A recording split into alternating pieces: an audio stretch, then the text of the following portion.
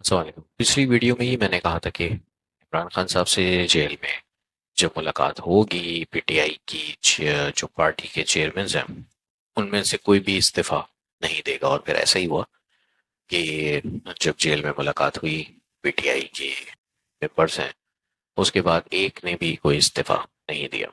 लेकिन इस हफ्ते ऐसा हुआ कि एकदम से फैसल वावड़ा साहब, जो आजकल एक तरह से लगता है कि इस्टेब्लिशमेंट के रिप्रेजेंटेटिव हैं, उन्होंने एक काफ़ी ज़्यादा खुला तौर पे ये कहना शुरू कर दिया कि इमरान खान साहब को बचाना है, मुझे बीबी को, बुशरा बीबी को हटाना है। इससे ये तासुर भी मिला कि अगर बुशरा बीबी को हटा दिया जाए तो इमरान खान साहब गवर्नमेंट में भी आ सकते हैं, लीग फारिग हो सकती है। लेकिन मैं आपको आज एक पेशन गोई करूं, ये पाकिस्तान के पहले वज़ीर आज़म होंगे जो अपनी मुद्दत पूरी करेंगे। ये 77 साल में शायद पहले ऐसे वज़ीर आज़म होंगे, 77-78 साल, जो अपनी 5 साल मुद्दत को पूरी करेंगे। नून लीग से मुझे लगता है कि नाराजगी थी थोड़ी सी स्टैब्लिशमेंट की, कि देखें, आप देखें कि जब ये एहतजाज हुआ पीटीआई का पिछली बार, तो बेहद वो क्राउड लेकर गए इस्लामाबाद में, और उन्होंने बहुत गहमा गहमी दिखाई, और वो पहुंचे वहां से 2 दिन का फासला तय करके, 3 दिन का इस्लामाबाद पहुंचे 2 दिन में।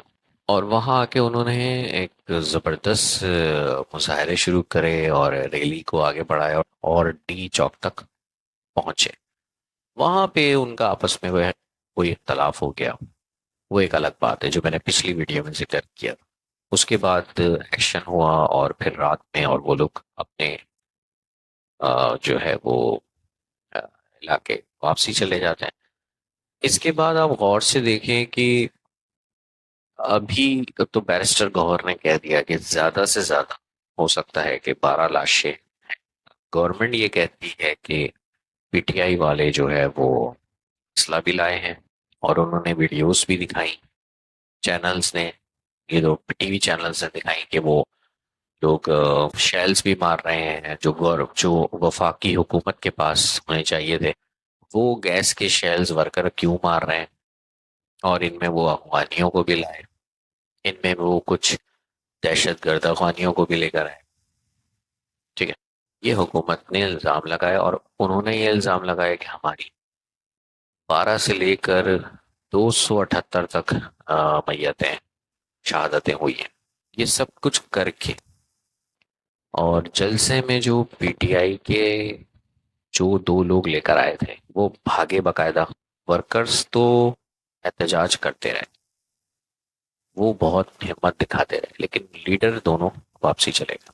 उसके बावजूद भी गौर से देखा जाए तो पीटीआई यहाँ भी हिमायत ले गई, और ऐसा लगता है कि उसके साथ बड़ा जुल्म हुआ। गवर्नमेंट ने कोई इस तरह की प्रेस कॉन्फ्रेंसेस नहीं की, कोई ऐसे आर्ग्यूमेंट नहीं दिए, कोई ऐसी वीडियोस तैयार नहीं की जो को करनी चाहिए थी। आई थिंक, मुझे लगता है कि एक दो लोग आए और वो बस बयान करते रहे। उस तरीके से उन्होंने जो साबित नहीं किया कि पीटीआई नाजायज थी ऐसे ऐसे मौकों पे।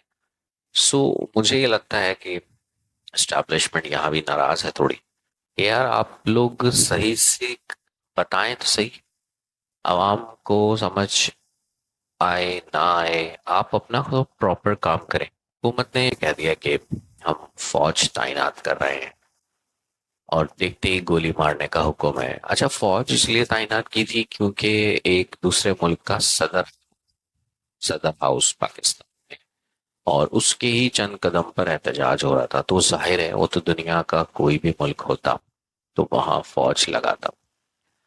लेकिन इसको चिल्ला चिल्ला के बताने की क्या जरूरत थी भाई, जब वो डी चौक पहुंचने ही वाले हैं तो फिर क्यों चिल्ला रहे हैं। बल्कि पहुंच गए थे, फिर आप चिल्ला रहे हैं कि हमने फौज लगा दी, फौज लगा दी। और रात को एक्शन हुआ तो उसमें इल्जाम भी लगा कि जी हमें गोलियां मारी हैं, तो इससे क्लियरली ये इमेज चला गया कि जी फौज भी मुलविस है। तो ये तो बहुत बड़ी गड़बड़ हो जाती। और फौज, देखिए मुझे नहीं लगता कि इतनी बेवकूफ है जो गोलियां मारेगी। फौज तो जहां देखो गोलियां खा रही है। बलूचिस्तान से लेके जहां जहां केपीके के इलाकों में अटैक्स हो रहे हैं, वनडेरा गाजी खान में, वहां पुलिस और फौज तो गोलियां अटैक्स खा रही है और लड़ भी रही है। लेकिन फौज क्यों गोली मारती, वो इतनी बेवकूफ है? आप वो और करें। जो क्राउड खातून लेकर आई, उनका ताल्लुक कहाँ से था? पंजाब से। जिनके लिए वो लेकर आए, उनका ताल्लुक कहाँ से था? उनका भी पंजाब के करीब से ही ताल्लुक था। जब उनको पता है कि लाने वाले लोग कहाँ के हैं और किसको शहीद करवाना चाह रहे हैं, वो बेवकूफ थोड़ी है जो इस तरह करते हैं। यहाँ पे एक गुजारिश होगी कि आप लोग जो लीडर्स हैं वो जो भी एहतजाज करें, तो भाई किसी की जानों पे खेल के ना, बस, क्योंकि जवाब दे फिर सबको होना है एक दिन, खुदा के आगे जवाब दे। मेरा अपना जाती तज्जिया ये है कि इमरान खान साहब के से जो 9 मई का वाकया हुआ, वो तो एक आर्ग्यूमेंट मिल गया स्टैब्लिशमेंट को और पाकिस्तानी रियासत को कि अब इनको दबोच लेते हैं। वो तो बहुत पहले से चांस में थे कि हमें कोई मौका मिले, क्योंकि फर्क ये है कि यही काम एक कराची में होता था तो वो मुल्क से बाहर बैठे होते थे और उसका इम्पैक्ट इतना नहीं होता था, सिंध तक होता था, पंजाब में लोग एंजॉय करते थे। और वो जो पार्टी थी उसका कनेक्शन भी सिंध तक था ज्यादा। एक टाइम हुआ था पंजाब तक भी पहुंच गई थी, बट फिर भी जी। लेकिन जब इमरान खान बात करते हैं तो हर बंदा सुनता है, इवन शहरों में बंदे सुनते हैं, सिंध में, पंजाब में, एपी में, बलूचिस्तान में, पड़ोस के मुल्कों में, हर जगह तकरीबन लोग सुनते हैं। तो वो डबल नहीं, 3 गुना नहीं, तकरीबन 50 से 60 गुना ज्यादा होता है।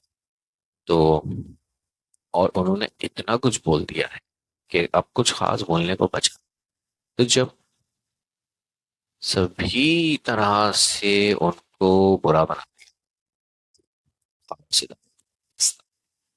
तो वो किस बात की अच्छाई के लिए लेकर आएगा? उन्होंने तो, मुझे लगता है कि रखा हुआ भी अभी इसलिए है, कल को अगर ची पीपल्स पार्टी या नूनी आपस से बाहर हो जाते हैं तो हम उनको कह सकते हैं कि बेटा आप अपने दायरे अख्तियार में काम करें, नहीं तो खोल दें। अब वो पता है उनको कि अगर हम अगर इस्टेब्लिशमेंट की हेल्प से गवर्नमेंट में आते आते भी हैं, तो आने से पहले वो क्या करेंगे, इमरान खान रिहा होने के बाद तकरीबन 15 जलसे करेंगे बहुत बड़े बड़े, और उसमें पाकिस्तानी रियासत की, पाकिस्तान की अहमियत बताएंगे, पाकिस्तानी रियासत की अहमियत बताएंगे, पाकिस्तानी फौज की अहमियत बताएंगे, पाकिस्तान की एक एक चीज़ की अहमियत बताएंगे, पाकिस्तान के कानून की, आइन की, सबकी अहमियत बताएंगे और गवर्नमेंट में आ जाएंगे। लेकिन इतनी भी बेवकूफ़ आवाम नहीं है जो अब सब कुछ देख के यकीन कर लेगी। वो पता है दिल में क्या कहेगी? वो दिल में कहेगी कि यार यू टर्न बंदा है यार ये तो, लेकिन वो मोहब्बत फिर भी फिलहाल इमरान खान से ही करेगी। फायदा कुछ होना नहीं है।